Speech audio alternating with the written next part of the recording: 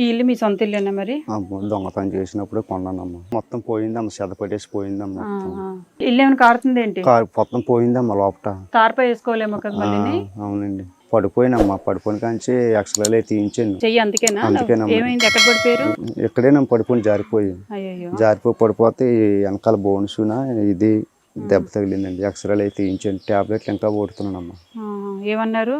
Bone చిట్లింది అన్నారమ్మా. Bone చిట్లితే మరి కదలకూడదు, కట్టేది కట్టుకోవాలి కదా. మరి ఏం చేస్తున్నాము, ఇలాగే కడతారు కదా. కట్టలేదమ్మా. అదేదో కొనమన్నారు బ్యాండేజ్. ఏదో డబ్బులు లేవు. డబ్బులు లేకపోతే టాబ్లెట్లు ఇచ్చారమ్మా. ఎంత అవుతుంది అన్నారు బ్యాండేజ్? ఏం చెప్పలేదమ్మా. అది డబ్బులు లేక ఇంకా అడగలేదు. ఈ 3 ఏళ్ళు బాగానే ఉన్నాయి. ఈ 2 ఏళ్ళు ఇలాగ వంగుట్లేదు సరిగ్గా. అదే లేదు, పొంగిపోయింది మొత్తం. అది ఇంకా ఎక్కువ ఇబ్బంది అయిపోతే తర్వాత మళ్ళీ మీకు చాలా కష్టం. 2 సార్లు హాస్పిటల్కి వెళ్ళామమ్మా. ప్రైవేట్ హాస్పిటల్కి ఎందుకు, గవర్నమెంట్ హాస్పిటల్కి వెళ్తే సరిపోను కదా. ఆధార్ కార్డు అడుగుతున్నారమ్మా. ఆధార్ కార్డు లేదు. ఇక్కడికి వచ్చి 3 ఏళ్ళు అయిందా? ఇక్కడికి వచ్చి 5 సంవత్సరాలు సిల్లర్ అయిపోయింది. మరి 5 ఏళ్ళు అయినప్పుడు మరి మీ ఊరి సర్పంచ్ ఎవరైనా అడుగుతున్నామమ్మా. ఫస్ట్ వచ్చిందమ్మా, వైజాగ్లో మాకు ఇచ్చారు ఆధార్ కార్డు. ఆ ఆధార్ కార్డు పోయిందమ్మా.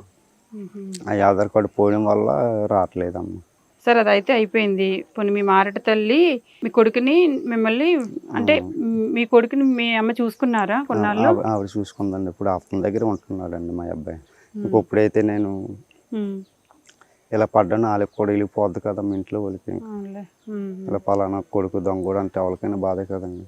ఇంకప్పుడు కానీ వాళ్ళకి కూడా మాట్లాడడం మానేసారండి.